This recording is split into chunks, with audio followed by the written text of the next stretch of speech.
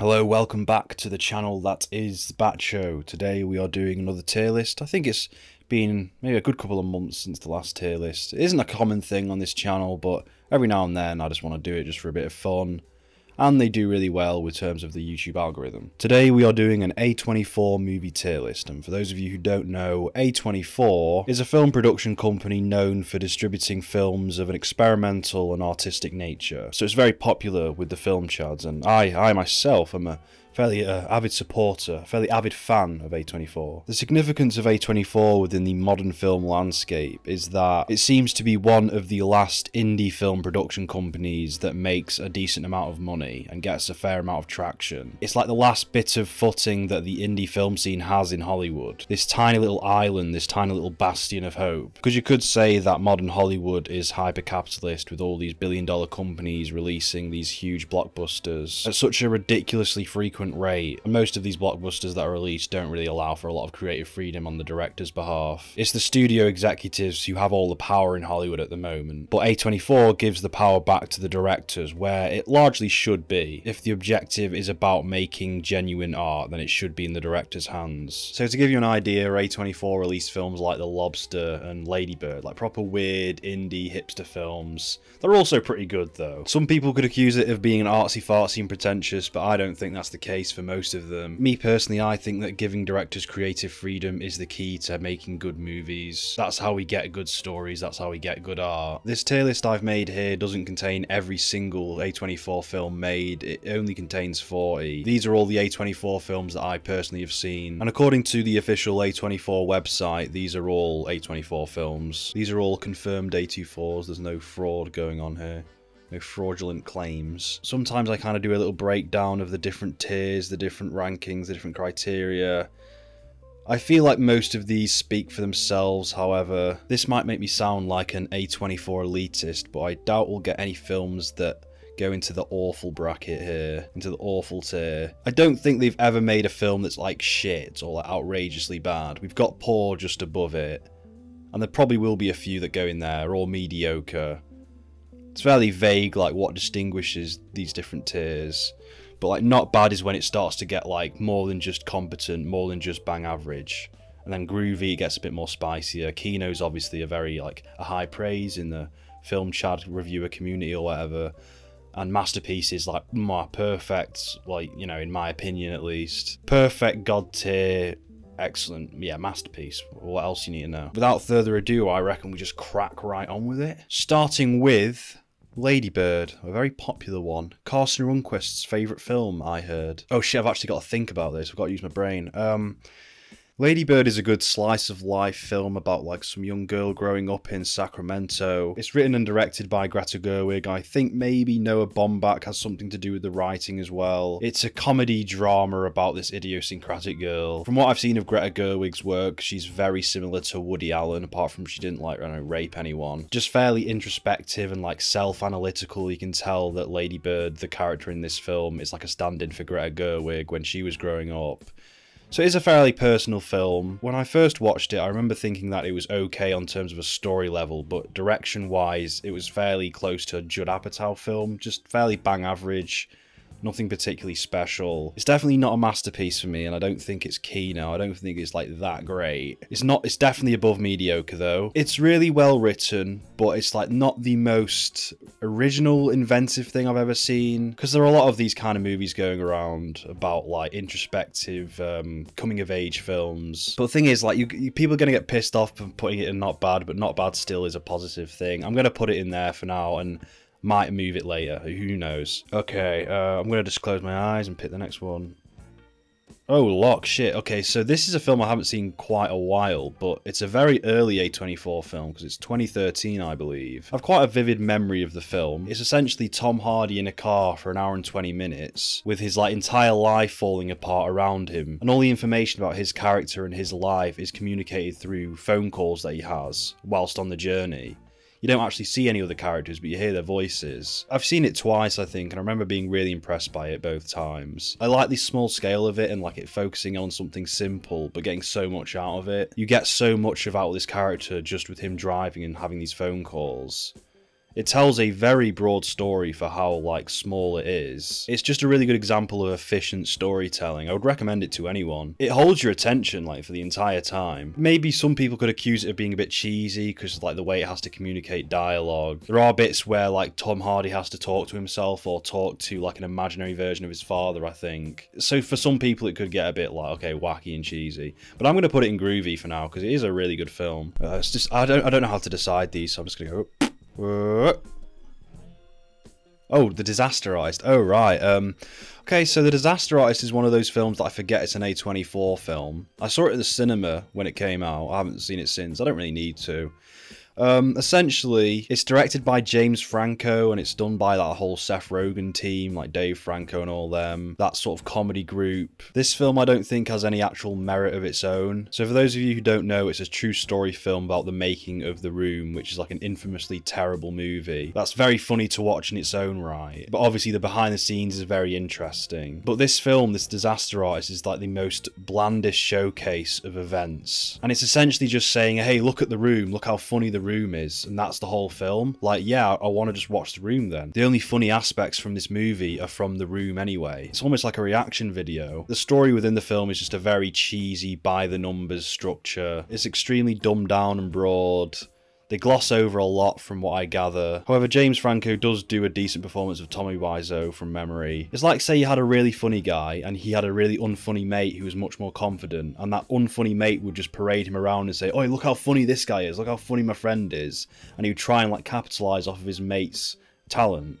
That's what this Disaster Artist was doing for me. You have no talent, you have no skill, there's nothing funny about you.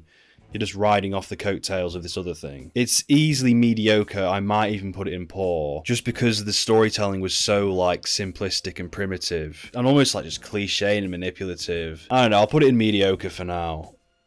But just such, like, a missed opportunity to tell, like, an amazing story. I don't know what, like, they were thinking, like, that does not deserve the title of A24. Okay, let's go something more recent. Men. Ooh, men. Don't worry, I'm not putting that, just putting it down. Men, alright, so it's much more recent. I saw this a couple months ago. It's directed by Alex Garland, who did Ex Machina, Annihilation, and other things. I think he wrote the screenplay for Sunshine. And I think he wrote the screenplay for 28 Days Later. Usually his thing is sci-fi, but Men was solely a horror movie. Men had all the characteristics of a good A24 film, like atmospheric, good cinematography, fairly good acting, I mean, from one character at least. Towards the end, there's some extremely experimental and graphic imagery that was like trippy to look at. And I'm really glad that the film went all the way in that aspect.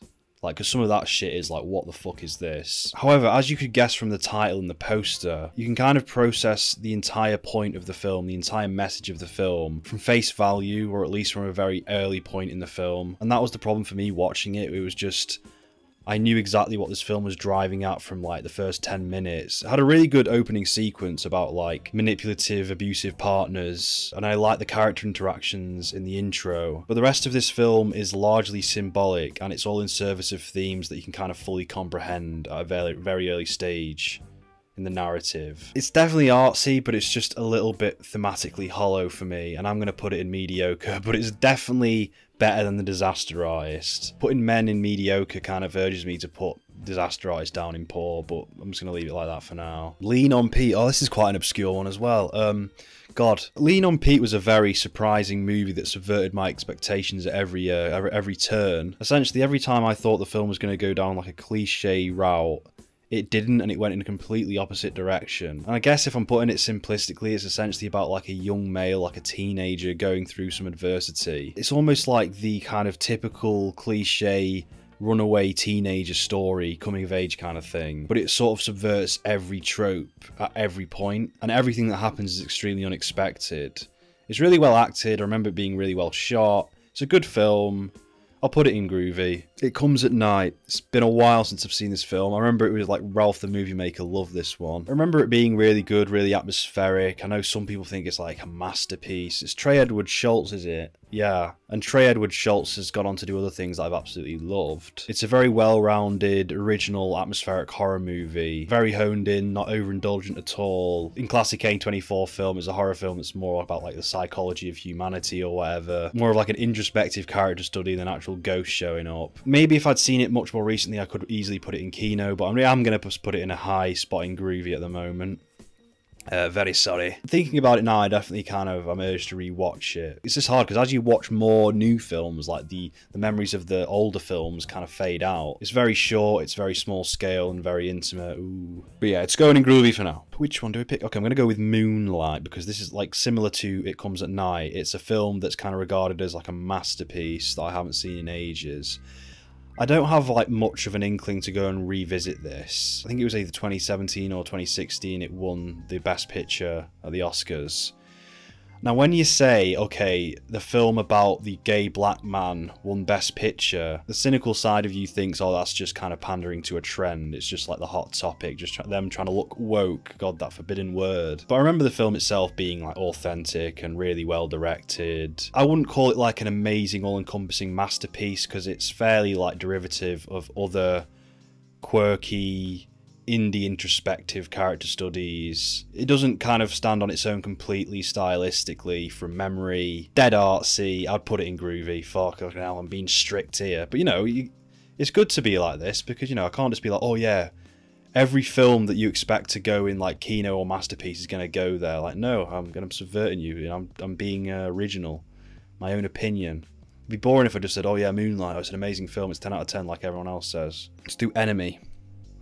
Okay, Enemy is a Jake Gyllenhaal, Denis Villeneuve film. I think it was his... This is a film Denis Villeneuve made before Prisoners, I think. Definitely before Sicario, definitely before Blade Runner and Arrival. Compared to those films, it is much more small scale. It's like a trippy, psychological, surreal thriller, and I think is actually really effective at being that. And it doesn't really have an ounce of fat on it. It communicates an interesting theme that you can kind of like look into after the fact. It isn't necessarily all obvious. Cinematography and the atmosphere is really effective. Yeah, I'm going to put that in Kino. I'd recommend that to anyone. Enemy is a really good film. And it's really like memorable as well, like memorable imagery. Under the Skin, Ralph the Movie Maker's favourite film. It's also one of my favourite films, believe it or not, because I'm a Ralph the Movie Maker clone. No, this film is a psychological horror thriller, whatever you want to call it. There is nothing like this film on the cinematic landscape. I have not seen anything like this. It's jarring, it's divisive. Parts of it are shot like in a Borat documentary format, where they just hid a camera somewhere and filmed real people talking beside Scarlett Johansson, who was acting. So it has that extra level of authenticity to it. It's of course littered with allegory, but even without that, it's just a really good idea for a horror film. It's really unnerving and scary regardless of the message. I'd say it's perfect. There are no bad scenes. The score is something else. The score is sensational. Nothing else quite like it again. It's easily one of the best films of the 2010s. I'd recommend it to everyone who's remotely interested in film, but chances are all the film chads have seen it already. But I'm going to put it in Masterpiece. Sorry, not sorry. It's mad that Scarlett Johansson's in that, and it's like the most experimental film in Hollywood, and then she's in all these like Marvel Avengers films as well. Literally, like, people compare that to 2001: A Space Odyssey, and it's fairly justified. Green Knight. Okay, The Green Knight. I reviewed this a year ago when it came out. I really liked this. I thought it was a really punishing sword and sorcerer adventure film. The biggest takeaway was there was a lot of unpolished CGI, but if I'm invested in like the rest of the story, like the characters, that doesn't really matter. There was plenty of like good cinematography and real locations. It's like a fantasy adventure film for adults. It deals with very like much more complex psychological themes, just much more heavier, more mature. It's got a solid theme that ties it all together. There's a lot of beautiful shots in it. I definitely want to rewatch it soon and like decipher what it's all about. It really puts the main character through like a substantial amount of adversity. Again, it's like a much more adult version of a fantasy kind of film. So it's grueling, it's punishing. He goes through a lot of shit. He's challenged in many different ways. He's like psychologically dissected throughout the runtime. I really liked it. I might give it a generous Kino for now. Yeah. Which feels nice, you know? There's nice Kino in the world. I'm going to get this one out of the way because High Life was like a science fiction film, similar to like maybe 2001: A Space Odyssey or Under the Skin. Very experimental. A lot of people liked it. It's one of those slow burner films. I just didn't really get much out of it. There's definitely like strange things about like sexuality or whatever. There's definitely like an interesting character study there. Just when I watched it, I just wasn't fully on board with it. I'd gotten a bit tired of the whole like introspective science fiction shit. I know that sounds kind of hypocritical based on what I was saying about Under the Skin, but that's just what my experience was at the time. It's probably like somewhere here in actuality, but I can't say for certain that I like enjoyed it on that level, like that highly. I'm gonna put it in not bad because it's definitely not a poor film. It's definitely got something to say, it's definitely artful, but I just didn't get that much of an experience from it. And until doing this list, I kind of forgot that I'd seen it. Let's do a more recent one. Bodies, Bodies, Bodies. I kind of wish I'd review this on the channel, but this is a really fun film. A solid horror comedy. Its strengths lie more so in the comedy realm. It's a film about the Gen Z that somehow isn't insufferable. The characters are really likeable and funny, or like fun to laugh at. It's all essentially about the characters and the character dynamics and how it all falls apart throughout the course of the film, and I really enjoyed that, and I definitely want to rewatch it soon. It's just a really entertaining film. It's a really simple plot, really like simple slasher kind of flick. That sort of structure at least. Doesn't overstay its welcome, really entertaining, really liked all the characters, or like got what I was supposed to from the characters, got the appropriate reaction out of them. Like Pete Davidson was a bit of a douchebag, but it was kind of funny.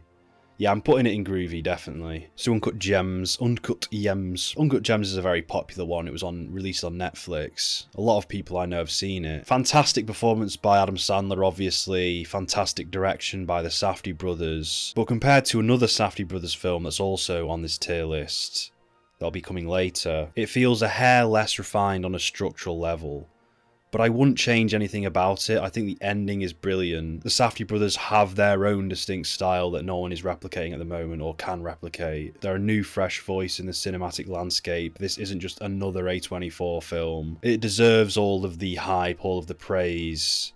It's really funny, it's really stress-inducing in a very like three-dimensional way. The way the Safdie brothers convey stressful scenarios and like things just escalating at such like a high rate. They're masters at that. I'm definitely putting it in Kino for now. Maybe in some ways it's a masterpiece, as again, nothing quite like it, and like it was very, very resonant with audiences like normies and like film bros alike. But yeah, really good film. Top upper echelon of Kino. Next up, we've got Free Fire. This came out fucking ages ago. Till I looked on the A24 website, I had no idea this was an A24 film. I'm not being elitist or anything. It's definitely tongue-in-cheek, and it's like style over substance, but that can be alright, that can be okay. It's basically just the entire film is a shootout. It's all one thing, it's all kind of one gimmick. For some people, that can work. I will admit, I was hungover when I watched this, and I just really wasn't into it. But also, I just felt like the characters were in that vein of like just being derivative of Tarantino characters, like all kind of quirky, idiosyncratic gangster characters. I just really wasn't into it, and it was one note. It's definitely one note, but it might work for some people. Not poor, but fuck it, I'm gonna put it in mediocre. That's a very easy diagnosis there. Let's do The Lobster. This is another one. This is a very good one. Infamous A24 films. It's kind of like the poster child for A24 movies. Directed by Yorgos Lanthimos, one of the most talented directors on the Hollywood scene at the moment. This film has like all of the ingredients, all of the makings of a masterpiece. I really love it. It might just overstay its welcome a little bit near the end. It's got a very interesting message, very interesting themes that it's playing around with, but it's also very immersive in terms of the atmosphere it has. Again, like every great A24 film director, it has its own atmosphere, like its own world, its own style that can't be replicated anywhere else. I'll just show you right now, it's definitely here. It's definitely up between these two here. I do not think it's quite a masterpiece, but it could be. It has the potential to be a masterpiece for some people, but I don't think it is for me. Colin Farrell is excellent in it. The dialogue's hilarious, but also creepy. I really appreciate what it's all about, like how society forces you into like partnering up and being in these relationships you don't necessarily want to be in. The comparison towards animals is like very clever. It's definitely in the upper echelon of Kino. First Reformed. First Reformed! So this is a film a lot of people think it's like a masterpiece. It's directed by Paul Schrader, who wrote the screenplay for Taxi Driver and Raging Bull. So he does a lot of good work with character studies, classic character studies. And this has a lot in common thematically with Taxi Driver. There are some really good extended conversation scenes where like they go into religion and philosophy. Ethan Hawke is amazing in it. I feel like it has a lot of characteristics as a film that kind of trick me into thinking it's a masterpiece, but it's still uneven in a lot of other aspects. It's still a little bit pretentious and a little bit derivative of other films that have come before it. I can remember it having some really distinct cinematography and framing. It's just, maybe it's just a slightly less competent version of other great character studies that already existed before it. I'm going to put it in not bad. I know that might sound harsh. Upper echelon, again, upper echelon of not bad because like stylistically it's really cool. To be fair, I'm here accusing shit of being pretentious and I'm the fucking guy who like thought Blonde was a good film. Blonde is one of those pretentious films ever made. X. Okay, X is a very recent film as well. I went to the cinema to watch this. I really enjoyed my time with it. After seeing Bodies, Bodies, Bodies though, comparably it's a lot more basic and like run-of-the-mill. Again, it's like a slasher film or of the slasher film structure. It's paying homage to like old 70s films like Texas Chainsaw Massacre. The characters are interesting. There's like a good conversation scene near the beginning of the movie. They're basically pornographers. They're shooting a porno film, and that's kind of one of the unique things about this film. It's like they're going to this scary ranch to film a porn film. Even though there is a bit of like tongue-in-cheek, like kind of wink-wink, oh, we're homaging the 70s here, I do still enjoy it as if it was like one of those 70s slasher films that were in abundance in that era, but still, it has its own feel, and it's a lot of fun. I'm going to put it in not bad. Earlier this year I may have put it in groovy, but for now it's not bad. It's a lot of fun though. I'd recommend it. I think it's on Amazon. Ex Machina. Ex Machina is another film by Alex Garland, who directed Men. This was a film he made in 2015, I think, so quite a long time ago now. It's a favourite among like the sci-fi enthusiasts. It's definitely really good. It's not like one of my personal top picks. I appreciate why everyone likes it. It has admittedly been a while since I've seen it, but I don't feel like a strong compulsion to go and rewatch it. It's definitely an easy groovy for me. Some people would call it a masterpiece, but for me it's good. It's really good. It's a solid movie. I don't love it. That's all I can really say. I do get why it's a lot of people's favourites though. My favourite thing from Alex Garland is actually his series that he did called Devs. That's really good. That feels like the most original thing he's ever done. The Florida Project, another very popular A24 film in the A24 community, or at least in the A24 Facebook group page. Do not join that if you haven't already. You'll never want to hear the words A24 vibes again. It's directed by Sam Baker, who's a really good filmmaker, obviously. His sort of speciality is kind of fly-on-the-wall filmmaking, I guess you could call it. He essentially like decides to set his films in extremely grimy areas, in the dingy ends of life, the dingy ends of society, and he tells a story about fairly trashy characters, but it's really enthralling to watch, and there's not an ounce of inauthenticity to it because it just feels like you are literally a fly on the wall again, like you are there. They're almost shot like documentaries. With the Florida Project, he does all that, but also he centers it around a group of children. The main characters are just a couple of children, and it's like their perspective of the world around them. It's set in a trashy rundown motel in Florida that's somewhere near the Disneyland. This is an excellent film. Willem Dafoe's also in it, and he gives a really standout performance compared to the other things he's done. From memory, just not a dull moment to be had from this film. Nothing mid about it. The only thing that's kind of a big point of contention with this film is like the end sequence.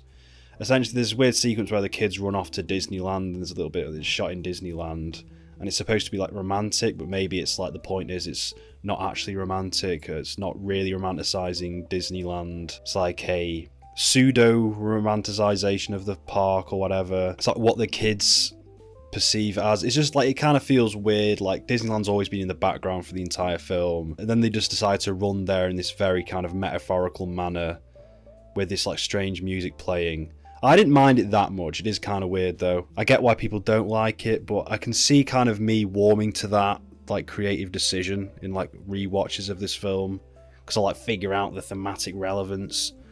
But yeah, definitely going in Kino. Mid-90s. It's got the word mid in the title. It must be mid. Well, surely that can't be the case because Midsummer also exists. Mid-90s is directed by Jonah Hill, and I'm pretty sure it was his directorial debut. And for an actor turned director, it is a very good film. It's not necessarily amazing, it's very simple, and it follows like a small group of young adult characters and a few kids. It's set in the mid-90s, as you might have guessed, and it's like centered around this skater group. It's really kind of authentic, it's classic A24 kind of indie vibes, coming of age sort of stuff, artfully shot. There's like a self-insert character who's also a filmmaker. It's classic like film student shit. It's either groovy or not bad. I would say not bad, just because First Reformed's in there, and that's definitely the better movie, so yeah, it's going in not bad. Spring Breakers is a film directed by, what's his name, Harmony Korine. It's kind of a clunky, weird fucking film. Again, I've said this like a million times, but Harmony Korine, from the films I've seen of his, there's no one quite like him in the industry. This definitely could easily be called like objectively pretentious, Spring Breakers, but I really enjoyed it for what it was. I kind of enjoyed it for like this little uniqueness. It's a pretty basic message, and it's just kind of almost, you can call it navel gazing or whatever, or just like floaty, and it's like floating the camera around, and ooh. I'll put it, oh, where the fuck do I put, so it's either not bad or groovy. I liked it. I enjoyed it. I don't think I'll ever re-watch it anytime soon. The Beach Bum was a lot better, and that's another Harmony Korine film with Matthew McConaughey. The Beach Bum would definitely be like Kino or groovy. I'll put it in not bad for now. Oh, fucking hell. A Ghost Story. Okay, another weird one. Another one you could definitely just call pretentious. But I really liked it. Oh, I guess you fucking knew that, didn't you? Nothing happened. It was really slow, and I loved it. I was gripped for the whole time watching this. I like its fresh take on the haunted house concept. Not from a horror perspective at all, but more from like an emotional perspective. It expresses some fairly pungent themes of longing, like a longing to be back like to the way things were before, like a loss or like a grievance. Definitely about grief and about like life after death maybe. I didn't find it particularly pretentious or full of itself. I remember when I watched it, I wrote like a really pretentious letterbox review about it that I think I took down because it was like, Jesus Christ. I think I said words like hopeless nostalgia or some shit, like real pretentious film bro shit. And no, I wasn't bored at all by this film. I kind of liked every direction it went in. I was always engaged. I'm putting it in groovy, easily. Some people hate it, some people really like it. It's kind of one of those films. Let's do Hereditary. This is another big A24 film, one of the bigger entries into the horror genre of theirs. In fact, most of the like really good ones are horror based, I'd say. Kind of. But pretty much 90% of all the best horror films that are being made right now come from A24. When I first watched Hereditary, I actually thought it was kind of basic, like kind of like a generic horror movie of like a modern horror film, like oh, possession and all that shit. Since then, I think I've seen it again twice, and I really like it. I think it's a really solid film. Ari Aster is one of the best directors working today. I'm curious to see whatever he does next. It might not be a perfect movie. There might be some aspects that are a little goofy, some performances from that like kid, from the teenager. It's a very slow film, but the overarching story and kind of themes of the film is like very original. It all culminates very well at the end. I love like the obvious metaphor towards like mental illness being passed down, again hereditary, contagious mental diseases, like doomed family lineages. It's a really cool movie. Yeah, it's definitely easily Kino. Some people would put it in masterpiece, but easily Kino for me. Okay, Tragedy of Macbeth is I think Joel Cohen. He didn't direct it with Ethan Coen this time, just Joel Cohen on his own. Very simple retelling of the Macbeth story. I did review it on this channel like a year ago or something. More so something to appreciate for like the stylistic choices and cinematography. But beyond that, nothing like amazing, nothing like awe-inspiring.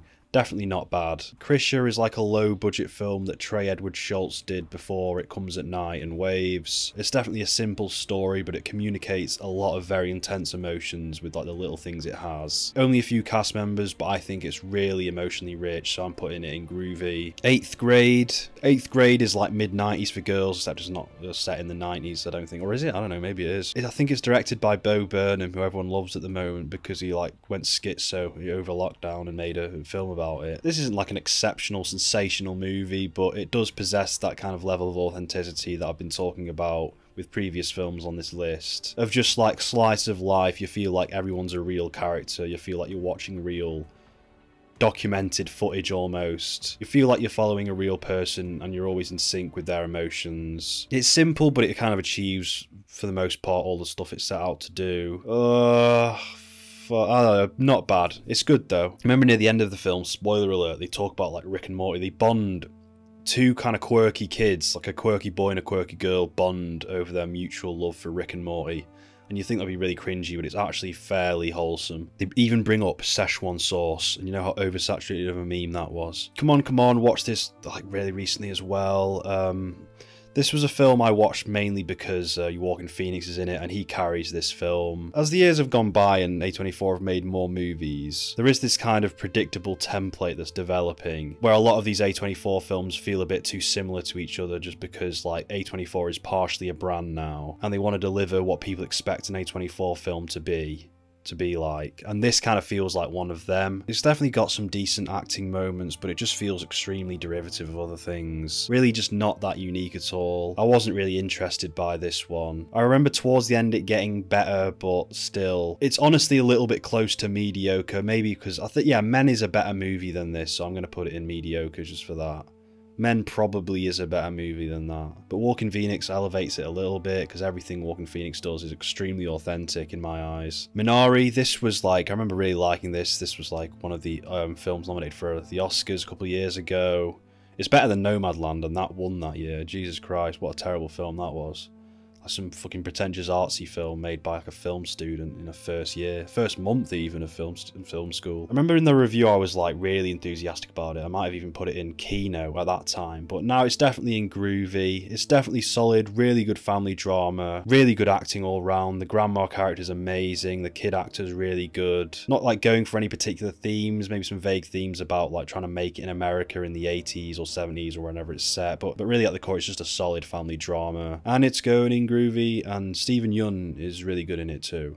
I really like seeing Steven Yeun in all of these like indie, quirky, cool like artsy films. Like Burning was really good as well. Saint Maud, I also did like a separate review for this like maybe like a year and a half ago. God, I don't know, I can't like place it, but yeah, really unique horror movie. I think it's the directorial debut of a woman called Rose Glass. It kind of goes into themes about Christianity and like worship and unhealthily devoting yourself to like a deity. It's centered around like a small group of characters, like essentially two really. Like it's about Maude, who is caring for this sick woman who's dying, and it's essentially just about those two. I love the way it deconstructs Maude's character. I love the cinematic language of it, of like making you feel isolated with Maude, like she's just separate ideologically speaking from the rest of the world, but also like exteriorly she's just so like locked into her own like rigid ideology, like her own toxic belief system.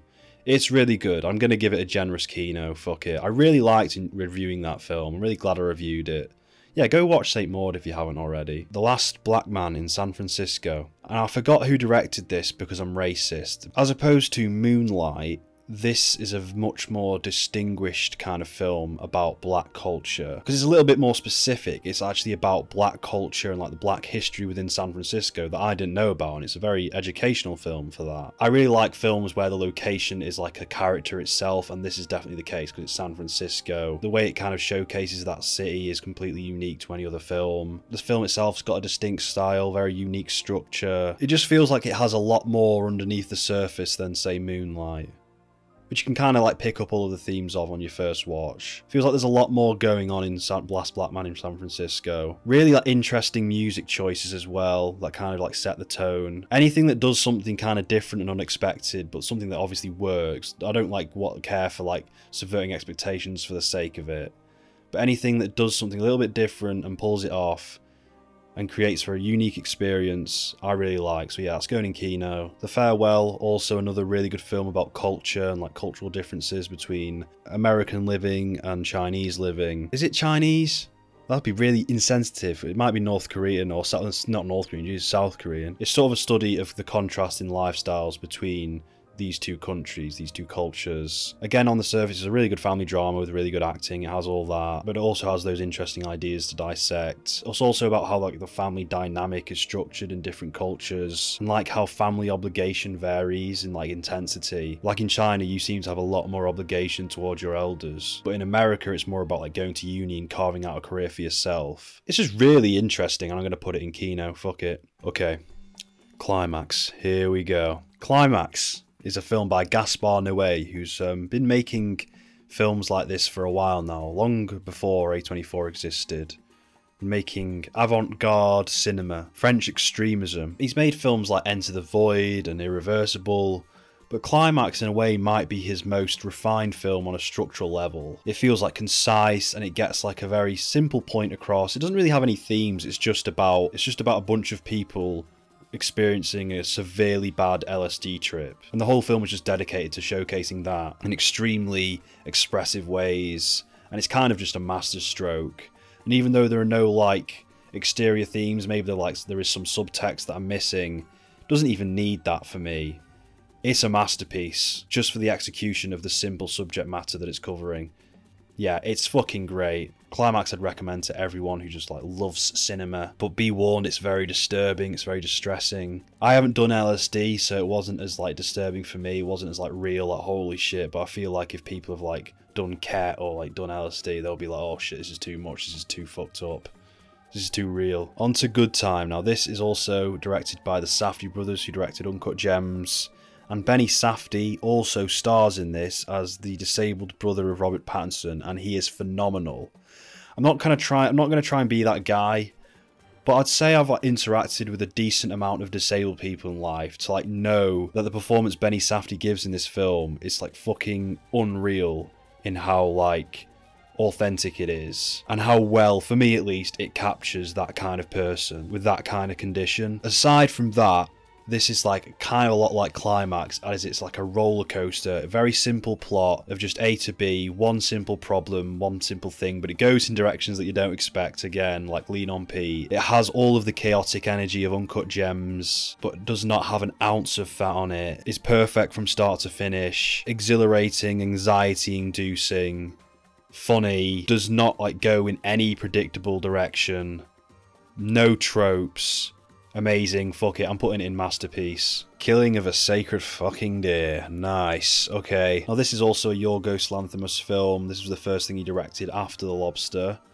I greatly prefer it to The Lobster. You might be seeing a pattern that I like. I'm a big fan of like horror, I guess, how the horror A24 films. Because essentially, there is like some subtext to this film, and there are themes, but again, it's all about this slow burn execution of a fairly simple horror concept, and I love it for that. I say simple concept, but it's extremely fucked up and different. I think it's Barry Coogan, the child actor, the teenage actor in this film, is fucking phenomenal. Gives one of the most intimidating, unsettling performances of the decade. I'll be honest with myself and say that this film kind of does overstay its welcome, maybe, but fuck it, I'm putting it in masterpiece because to me it's kind of perfect. I wouldn't change anything about it. The production value is amazing, the set design's gorgeous, the cinematography. I honestly think it's Kubrickian in its atmosphere. I adore that film. Nicole Kidman knows Aquino. This and Eyes Wide Shut. She just gets herself involved in amazing movies. The Witch. Okay, first Robert Eggers film. Now, The Northman I thought might be on here, but that apparently isn't an A24 distributed film, but whatever. The Witch was a 2015 film. Robert Eggers also went on to direct The Lighthouse in 2017 or 18, I think. No, 2019. Apologies. Robert Eggers has also been labelled as one of like the finest directors working today. He specialises in like going back to certain periods and authentically capturing each given setting. Particularly what he's most renowned for is like the dialogue and the dialect that the characters use. It's extremely jarring to listen to as someone living in the modern age, but it's also extremely immersive and effective at like drawing you in. Chris Finch from The Office is in this and he's fucking amazing. He's like a perfect casting for this kind of movie, with this kind of dialect, with this like focusing in on like this specific dialect. This is also another horror film that I absolutely adore, that is fairly simplistic in its structure, but is executed to perfection and has the perfect amount of like interpretable themes that don't hit you over the head, is scary, is threatening, is frightening, is disturbing. Fucking perfect. Screw it. It's masterpiece for me. I don't give a fuck. I know it's all these whole horror films, but fuck it. Who cares? They just do distribute a lot of horror films. That's all I can say. But however, this next one, Under the Silver Lake, is a bit different. More of like a mystery thriller, a bit of a psychological thriller as well. I am extremely eager to rewatch this. This was a fascinating film. It's really hard to describe what this film is, but it's set in LA, it's set in modern Hollywood. I think it's modern Hollywood, and it's about a multitude of things. It's a little similar to Mank in terms of like the themes it's going for. It's a lot more ambiguous, but holy shit is it one of the most kind of like intriguing films I've ever seen within the last decade. It plays around a lot with the conspiracy theory kind of side of things, like the cult of Hollywood, like devil worshippers, I guess, or like human sacrifice kind of shit. It's sort of about that, but it's also about other things. It basically just like makes Hollywood seem like this extremely dreary, ominous, fucking strange place. Almost like LA is just this giant cult that everyone takes part in. At least from memory. It's directed by the same guy who made It Follows, but I think this is like a vast improvement from that. I do really like It Follows as well. I think the director's name is David Robert Mitchell. For me, this is like in the same category as films as like Once Upon a Time in Hollywood and Mank, and films like The Player by Robert Altman. Like weird, surreal Hollywood character studies. A lot of me wants to put this in Masterpiece, but I am going to just put it in Kino for now. I do love this film. I've only seen it once, however. I do really want to rewatch this. It also just stylistically harkens back to like your old Alfred Hitchcock thrillers. Maybe a little bit of Chinatown in there, perhaps. So much like Kino inspired this film. Hence it is Kino itself. Okay, next up we have another Trey Edward Schultz film, who directed Krisha and It Comes at Night. I'm pretty sure this is his most recent film, I'm not sure. Waves for me is like the perfect example of how powerful good direction is, or like sensational direction is. Because again, on the surface, very, very simplistic story. Even kind of like a melodramatic story. You can even call Waves a melodramatic film, because so much kind of like fucked up shit happens in the space of like very short amounts of time. There's definitely a lot of subject matter in this that could easily be accused of like being emotionally manipulative, but honestly it is the execution that saves it, and I honestly fucking adore how it's directed. For me, it's extremely emotionally resonant and authentic. First of all, the acting's brilliant, like regardless of like pretty cinematography, the acting's amazing.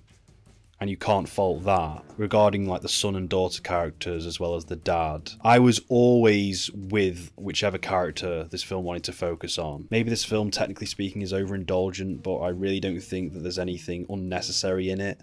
Anything that I take out. It's one of those films that's so well directed that I could kind of just watch it go on for hours on end, because anything that oozes from it is just 100% emotionally resonant for me. And this is extremely pretentious, but fuck it. I'm doing an A24 tier list, for Christ's sake. Yeah, I fucking adore Waves, and I'm putting it in Masterpiece. And Carson Runquist doesn't like it, because he is indeed a sociopath. Oh no, the famous Midsummer.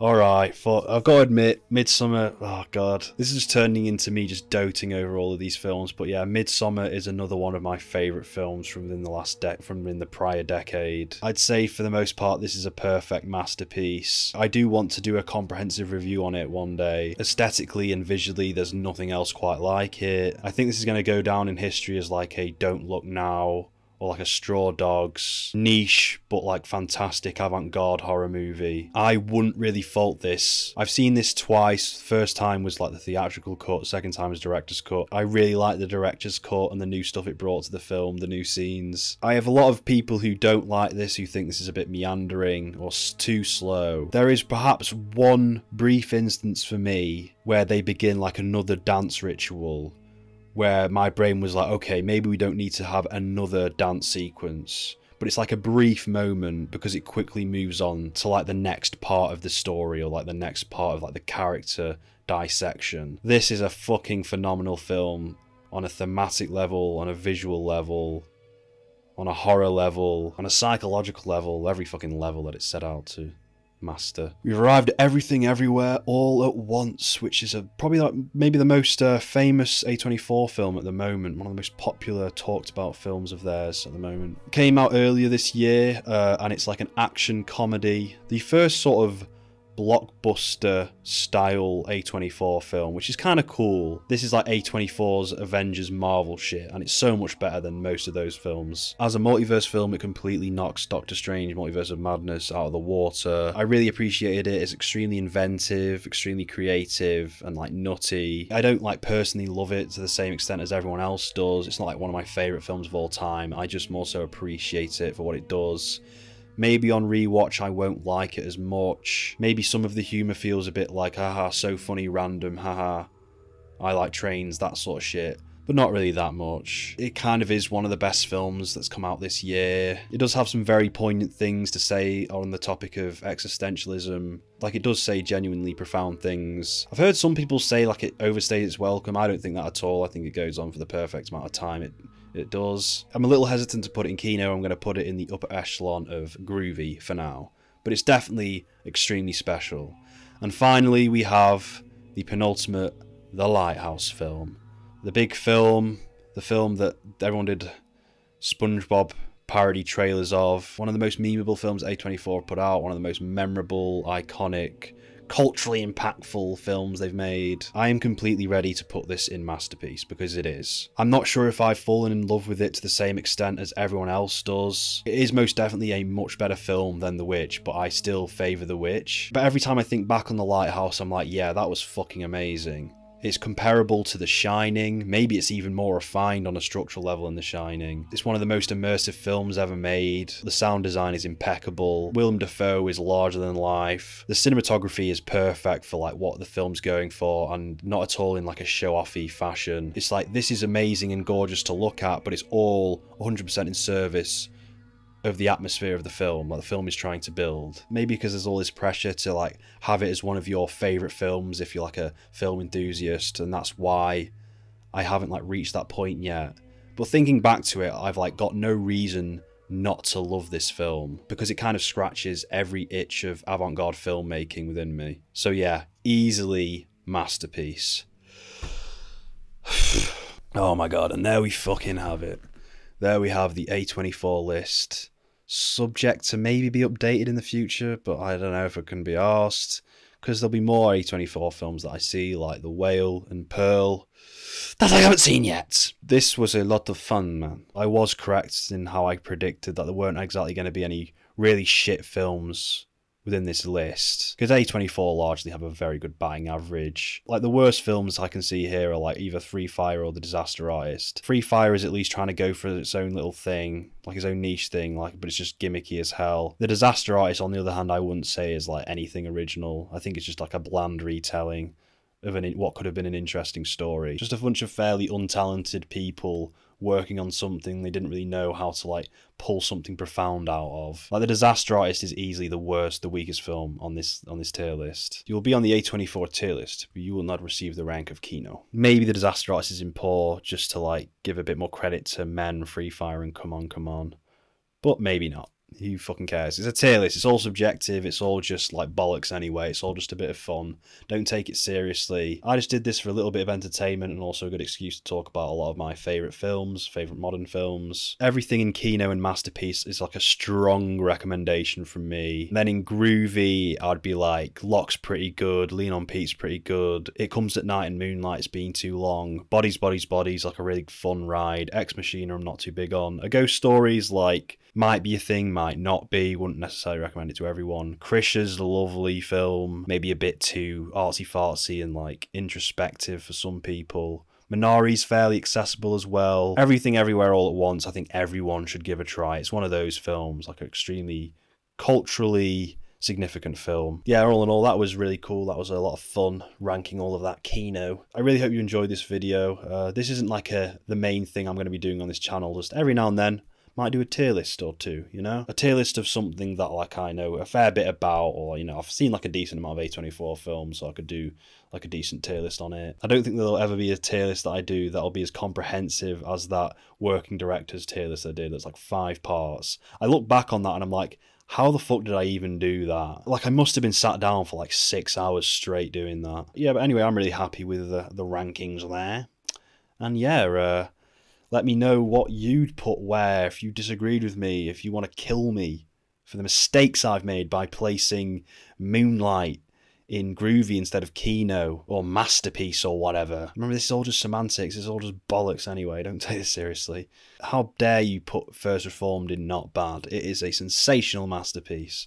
8th grade changed my life, and mid-90s took me back to the times when I didn't have to, when I could say the N-word and no one would get offended. But yeah, that's the A24 film tier list.